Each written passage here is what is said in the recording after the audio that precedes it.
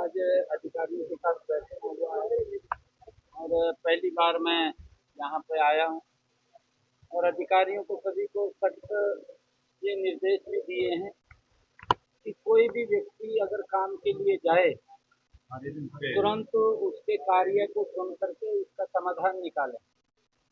अगर कोई दिक्कत ये आती है कि उनके लेवल के ऊपर उसका समाधान नहीं हो रहा तो ऊपर अधिकारी को भेजें और उसको भी बताएं। वो व्यक्ति सफर ना करे, चक्कर ना काटे।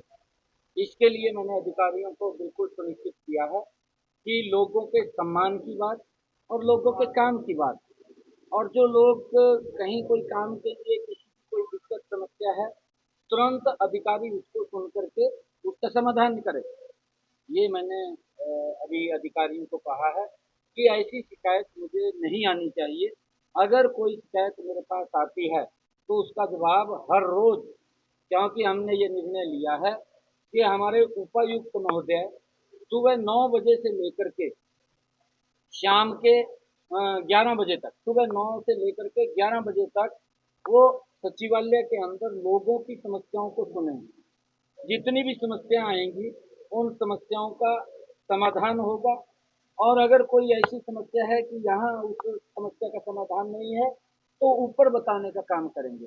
ऊपर फिर उसको देख करके उसका समाधान करेंगे, चाहे वो एनडीसी की समस्या है या वो प्रॉपर्टी आईडी की समस्या है या कोई रजिस्ट्री की समस्या है या किसी के कोई और एचएसवीपी से संबंधित समस्या है या बिजली विभाग से संबंधित कोई समस्या है तो उसको, क्योंकि अगर इस प्रकार की समस्या है तो बिजली विभाग के अधिकारी तुरंत उसको दुरुस्त करेंगे और बाकी डीसी साहब उसको सुन करके समाधान करेंगे।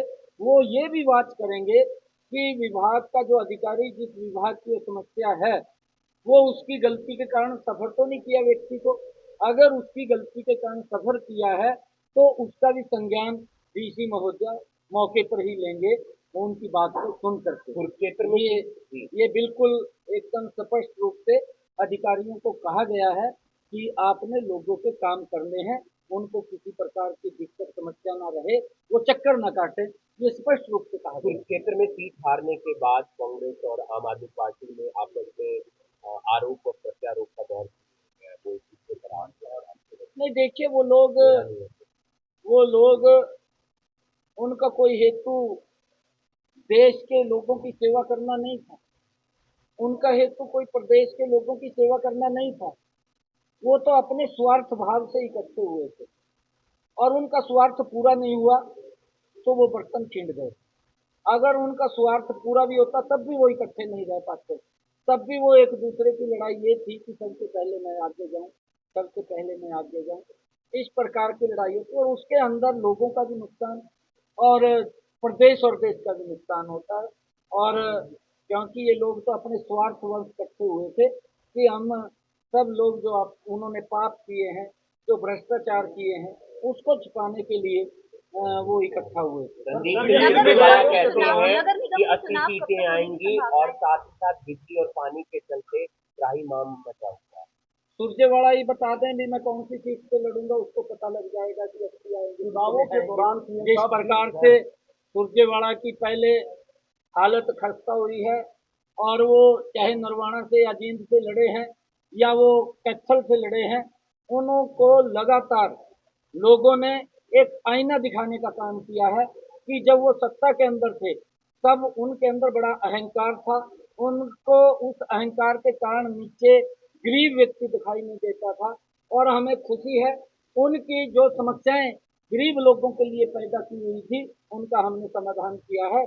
आज 100-100 गज के जो प्लाट थे जो लंबे समय से लोग सफर कर रहे थे, उन्होंने महात्मा गांधी ग्रामीण बस्ती योजना के तहत योजना बना करके खाली उनको लॉलीपॉप देने का काम किया था। उन्होंने तो महात्मा गांधी जी का भी नाम डुबोने का काम किया है और लोग चक्कर काट रहे थे, गाली दे रहे थे कि भाई प्लाट तो इन्होंने कह दिया कि ये ले लो, परंतु ना तो कहीं प्लाट है, ना कहीं कागज है, ना कहीं पोजीशन है, ना उसका कब्जा है। कब्जा भी कोई और कर रहा था, कागज भी नहीं थे, खाली बोल दिया। अब हमने इसको सुनिश्चित किया है कि हर व्यक्ति को उसका कब्जा भी हम देंगे, उसके कागज भी देंगे और वो 100 गज का प्लाट भी देंगे। अगर कहीं जमीन नहीं है किसी गांव के अंदर, तो वो अगर प्लाट खरीदेगा तो उसके लिए 1 लाख रुपया सर भी। जो चीन में धरना चल रहा है खनौरी में, टीएमसी के 5 सांसद वहां पहुंचे हैं किसानों के धरने पे। जो खनौरी में चल रहा है जींद एरिया में, आज 5 सांसद पहुंचे हैं टीएमसी के।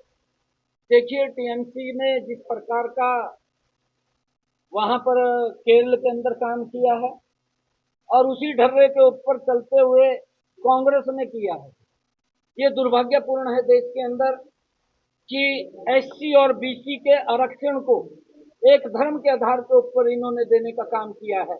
यही काम तो कांग्रेस ने कर्नाटक के अंदर किया है, यही काम ये टीएमसी की नेता केरल के अंदर कर रही है। एक सोची समझी योजना के तहत देश के अंदर एक इस प्रकार का भाईचारे के माहौल को खराब करने का काम ये लोग कर रहे हैं, परंतु देश के लोग समझ चुके हैं, इनके चेहरे को देख चुके हैं और अब आने वाले समय के अंदर कांग्रेस का टुकड़ा साफ हो जाएगा। जिस प्रकार से इन्होंने झूठ बोल करके ये नींव खड़ी की है, ये ढह जाएगी। इस नींव के अंदर कोई भी नीचे मजबूती नहीं है। ये कांग्रेस की नींव जो खड़ी हुई है, गठबंधन की खड़ी हुई है, ये झूठ के ऊपर खड़ी हुई है और ये ढह जाएगी।